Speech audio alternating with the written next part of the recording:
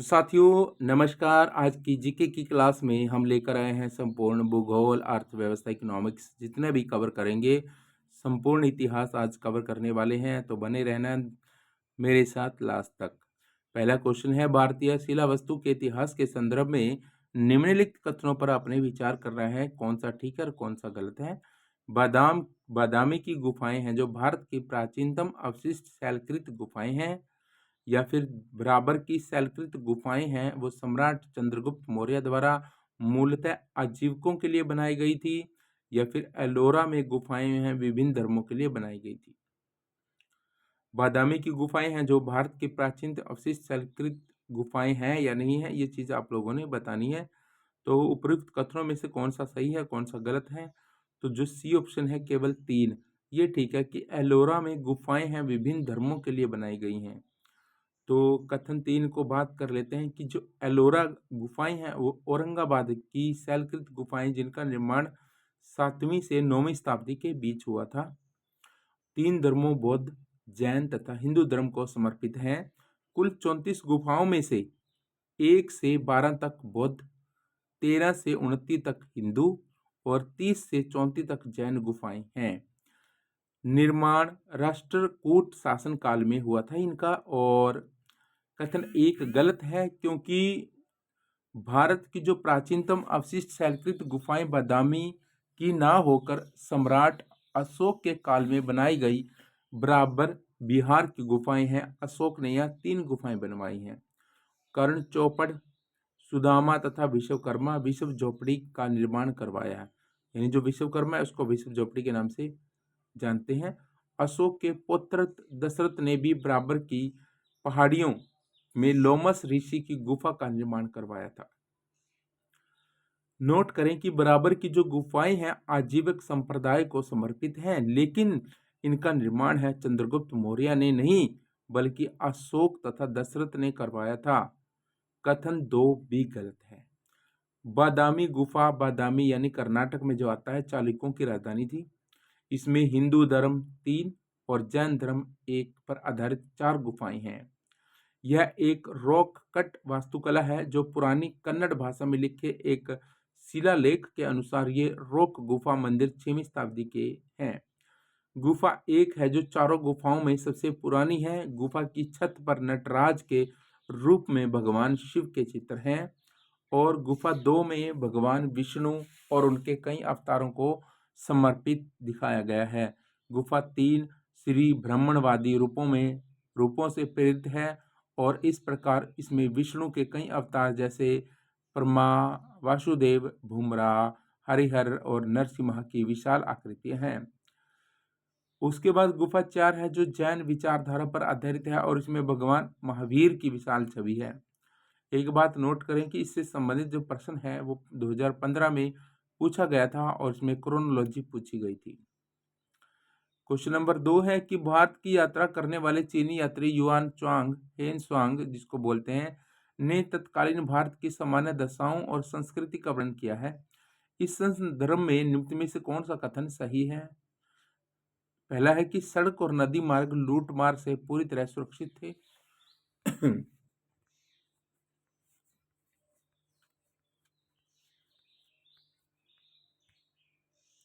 2 है, जहां तक अपराधों के लिए दंड का प्रश्न है, अग्नि, जल व विष द्वारा सत्या परीक्षा किया जाना ही किसी भी व्यक्ति की निर्दोषता अथवा दोष के निर्णय के साधन थे। और तीसरा है कि व्यापारियों को नौ घाटों और नाकों पर शुल्क देना पड़ता था। तो इसमें नीचे दी गई कोट का प्रयोग सही उत्तर देना है। केवल 1 है, केवल 2 और 3 है, केवल 1 और 3 है, या तीनों ही ठीक हैं। तो इसमें केवल 2 और 3 ठीक हैं। 2 में जहां तक अपराधों के लिए दंड का प्रश्न है, अग्नि, जल व विष द्वारा सत्या परीक्षा किया जाना ही किसी की व्यक्ति की निर्दोषता अथवा दोष के निर्णय के साधन थे, और व्यापारियों को नौघाटों और नौकों पर शुल्क देना पड़ता था। पूरी डिटेल जान लेते हैं कि हवेन सांग हर्षवर्धन के काल में भारत आया था तथा उसने नालंदा विश्वविद्यालय में रहकर शिक्षा भी प्राप्त की। उनका यात्रा विवरण CU की में है। चूंकि हवेन सांग स्वयं 2 बार लूटा गया था, अतः प्रथम कथन पूर्णतः गलत है। कथन, जो प्रथम कथन है आपने देखा होगा वो क्या था? जो था वो था ये कि जो नदी है और मार्ग है वो लूट मार से पूर्णतः जो सुरक्षित है, ये था फर्स्ट। तो कथन, चूंकि हवेनसांग स्वयं 2 बार लूटा गया था, तो अतः प्रथम कथन पूर्णतः गलत है। सुरक्षित नहीं थे मार्ग, चाहे तो नदी वाला हो चाहे तो सीधा ही मार्ग हो स्थल वाला। कथन 2 सत्य है, क्योंकि जो हर्षवर्धन काल में अपराधों की जांच के लिए अग्नि जल व विष के उपयोग द्वारा निर्धारित किया जाता था और व्यापारियों को नौ घाटों और नावों पर शुल्क देना पड़ता था, उस समय की कर प्रणाली का जो वर्णन किया गया है। हवेनसांग ने हर्षवर्धन के काल में आयोजित कनौज की धर्म सभा की अध्यक्षता की तथा प्रयाग में हुई छठी महामोक्ष परिषद में भी भाग लिया। हवेनसांग को तीर्थ यात्रियों का राजकुमार भी कहा जाता है और हवेनसांग ने ही सीयूकी में शूद्रकों को कृषक कहा गया है। भारतीय इतिहास के संदर्भ में प्रांतों से संविधान सभा के सदस्य बताने हैं कि उन प्रांतों के लोगों द्वारा सीधे निर्वाचित होते थे या फिर भारतीय राष्ट्रीय कांग्रेस तथा मुस्लिम लीग द्वारा नामित होते थे या फिर प्रांतीय विधानसभाओं द्वारा निर्वाचित होते थे या सरकार द्वारा संवैधानिक मामलों में उनकी विशेषता के लिए चुने गए थे। तो इसमें जो सी ऑप्शन है कि प्रांतीय जो भारतीय इतिहास के संदर्भ में प्रांतों से संविधान सभा के सदस्य है वो प्रांतीय जो विधानसभाओं द्वारा ही निर्वाचित होते थे। जो संविधान सभा है उसकी सदस्य प्रांत की जो विधानसभाएं थी, जितने भी प्रांत थे उनके द्वारा ही निर्वाचित होते थे, ये कथन ठीक है। प्रांतीय विधानसभाओं द्वारा निर्वाचित हुए थे, ये कथन जान लेते हैं पूरी डिटेल में। पहले क्या होता था कि भारतीय संविधान सभा का चुनाव है, ये निर्वाचन कैबिनेट मिशन 1946 सदस्य 3 लॉर्ड पैथिक लॉरेंस, इसमें 3 सदस्य थे, वो बात कहने वाला हूँ कि लॉर्ड पैथिक लॉरेंस थे, स्टैफोर्ड क्रिप्स और एवी अलेक्जेंडर, ये 3 सदस्य थे और इन्हीं के प्रस्ताव के अनुसार हुआ था प्रांतीय विधानसभा का निर्वाचन 1946 में। संविधान सभा का निर्वाचन जहां प्रांतों से प्रांत की विधानसभाओं द्वारा हुआ, वहीं देशी रियासतों को संविधान सभा में अपने प्रतिनिधि को मनोनीत करने का अधिकार मिल गया और सामान्यतः 10 लाख की आबादी पर एक प्रतिनिधि का चयन किया गया था। बंगाल के तेभागा किसान आंदोलन की क्या मांग थी? जमींदारों की हिस्सेदारी को फसल के आधे भाग से कम करके 1/3 करना, भूमि का वास्तविक खेतीहर होने के नाते भू स्वामित्व कृषकों को प्रदान करना, या फिर जमींदारी प्रथा का उन्मूलन तथा कृषि दासता का अंत करना, या कृषकों के समस्त ऋणों को रद्द करना। तो इन चारों में से जो भी ऑप्शन ठीक है उस पर चर्चा करते हैं। तो इस क्वेश्चन में ए ऑप्शन है वो ठीक है, जमींदारों की हिस्सेदारी को फसल के आधे भाग से कम करके 1/3 करना है। तेभागा किसान आंदोलन 1946 ईस्वी में बंगाल प्रांतीय किसान सभा के नेतृत्व में हुआ था। इसका नेतृत्व कंपाराम तथा भवन सिंह ने किया था। यह बटाईदार किसानों का जमींदारों के लिए विरुद्ध संघर्ष था। बटाईदारों की मांग थी कि उपज का आधा भाग राजस्व देने के स्थान पर 1/3 हो तथा 2/3 भाग में स्वयं अपने पास रखेंगे। फ्लाइड कमीशन ने पूर्व में 1/3 लगान की सिफारिश की थी। कुछ शैलकृत बौद्ध गुफाओं को चैत्य कहते हैं जबकि अन्य को विहार, दोनों में क्या अंतर है? अंतर देखो, अंतर ए ऑप्शन है कि विहार पूजा स्थल होता है जबकि चैत्य बौद्ध भिक्षुओं का निवास स्थान, या फिर चैत्य पूजा स्थल होता है जबकि विहार बौद्ध भिक्षुओं का निवास स्थान, या चैत्य गुफा के दूर के सिरे पर स्तूप होता है जबकि विहार गुफा पर अक्षय कक्ष होता है, या लास्ट में दोनों में कोई वस्तु पर अंतर ही नहीं है। तो बी ऑप्शन है जो हमारे पास कि चैत्य पूजा स्थल होता है जबकि विहार बौद्ध भिक्षुओं का निवास स्थान है। इसमें क्या चैत्य बौद्ध धर्म के पूजा गृह होते हैं। भाजा का चैत्य सबसे प्राचीन जबकि कार्ले का चैत्य सबसे प्रसिद्ध है। दोनों महाराष्ट्र में हैं और ये यूपीएससी में 2023 में पूछा गया क्वेश्चन है। कार्ले के चैत्य का निर्माण भोरघाट श्रेणी सातवाहन शासक पुलुमावी के काल में हुआ। अन्य चैत्य स्थल कन्हेरी, नासिक चैत्याग्रह, अजंता में 29 में से 5 गुफाएं चैत्य हैं इत्यादि। बिहार चैत्याग्रहों के समीप भिक्षुओं के रहने के लिए बनाए गए आवासों को कहते हैं। महाराष्ट्र के जुन्नर में बौद्ध विहारों का विशालतम समूह है। निम्नलिखित में से कौन सा एक बौद्ध मत में निर्वाण की अवधारणा की सर्वश्रेष्ठ व्याख्या करता है? ए है तृष्णा रूपी अग्नि का समन, बी है स्वयं की पूर्णतः अस्तित्वहीनता, सी है परमानंद एवं विश्राम की स्थिति और डी है धारणातीत मानसिक अवस्था। तो हमें यही बताना कि निम्न में से कौन सा बौद्ध मत में निर्वाण की अवधारणा की सर्वश्रेष्ठ व्याख्या करता है।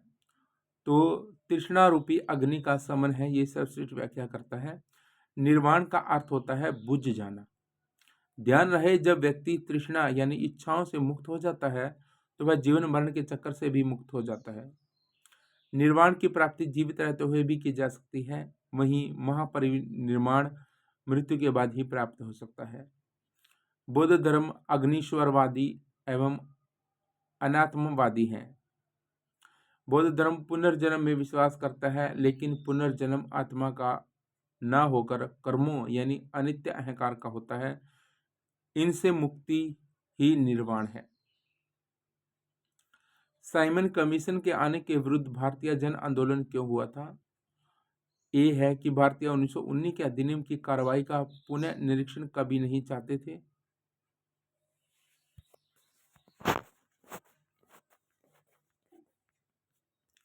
बी है साइमन कमीशन ने प्रांतों में द्विशासन की समाप्ति की संस्तुति की थी। सी है साइमन कमीशन में कोई भी भारतीय सदस्य नहीं था और साइमन कमीशन ने देश के विभाजन का सुझाव दिया था। इसमें जो सी ऑप्शन है कि साइमन कमीशन में कोई भी भारतीय सदस्य नहीं था, बिल्कुल राइट है। साइमन कमीशन जिसका गठन नवंबर 1927 में किया गया था, 7 सदस्य थे इसमें, कि सभी सदस्य अंग्रेज थे। अतः कांग्रेस ने इसे श्वेत कमीशन कहा था। अतः 11 दिसंबर 1927 को इलाहाबाद में हुए सर्वदलीय सम्मेलन में साइमन कमीशन के बहिष्कार का निर्णय लिया गया, क्योंकि इसमें एक भी सदस्य भारतीय नहीं था। साइमन कमीशन का गठन भारत शासन अधिनियम 1919 की जांच अर्थात अधिनियम कहां तक अपने उद्देश्यों में सफल रहा हेतु किया गया था। लाला लाजपत राय की मृत्यु पुलिस द्वारा लाहौर में साइमन कमीशन विरोध के समय लाठीचार्ज के कारण लगी चोटों की वजह हुई थी। साइमन कमीशन 2 बार भारत आया था, मार्च 1928 तथा अक्टूबर 1928। साइमन कमीशन ने 1930 में अपनी रिपोर्ट पेश की थी और मुस्लिम लीग के शफीक गुट, मद्रास की जस्टिस पार्टी और पंजाब की यूनियनिस्ट पार्टी ने आयोग का समर्थन किया था। भारत छोड़ो आंदोलन किसकी प्रतिक्रिया में प्रारंभ किया गया था? कैबिनेट मिशन योजना, या फिर क्रिप्स प्रस्ताव, या फिर साइमन कमीशन रिपोर्ट, या बेवेल योजना? तो क्रिप्स प्रस्ताव आया था तब, जिसमें भारत छोड़ो आंदोलन स्टार्ट किया था। ब्रिटिश प्रधानमंत्री चर्चिल ने भारत के राजनीतिक और वैधानिक गतिरोध को दूर करने के लिए 1942 में क्रिप्स मिशन भारत भेजा, ताकि द्वितीय विश्व युद्ध में भारत का सहयोग प्राप्त किया जा सके। लेकिन क्रिप्स प्रस्ताव द्वारा पूर्ण स्वतंत्रता की जगह डोमिनियल स्टेट ही देने, प्रांतों को भारतीय संघ से पृथक होने का अधिकार देने इत्यादि गतिरोध के कारण कांग्रेस ने 9 अगस्त 1942 को भारत छोड़ो आंदोलन आरंभ कर दिया और कैबिनेट मिशन 1946, साइमन कमीशन 1927 से 28, वेबर मिशन 1945 में आया था। ये चीज़ याद ध्यान रखनी है। यूपीएससी इतिहास में अक्सर टाइमलाइन संबंधित प्रश्न पूछे जाते हैं। निम्नलिखित में से कौन से लक्षण सिंधु सभ्यता के लोगों का सही चित्रण करता है? नंबर 1 है उनके विशाल महल और मंदिर, या वे देवियों देवताओं दोनों की पूजा करते थे, या युद्ध में घोड़ों द्वारा खींचे गए रथों का प्रयोग करते थे। नीचे दिए गए कोट का प्रयोग करके सही कथन बताना है। इसमें केवल जो वो ठीक है कि वे देवियों और देवताओं दोनों की पूजा करते थे। सिंधु घाटी सभ्यता के लोग मातृ देवी, पुरुष देवता, पशुपतिनाथ, लिंग, योनि, वृक्ष, जल इत्यादि यानी प्रकृति के अंदर जितने भी कुछ आता है उसकी पूजा करते थे।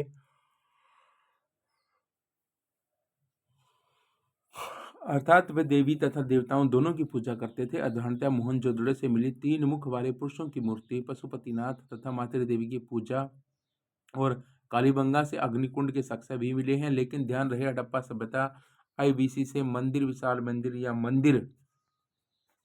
मंदिर की संरचना नहीं मिली है। हड़प्पा वासियों आईवीसी के घोड़ों के बारे में जानकारी नहीं दी, अतः कथन 3 गलत है।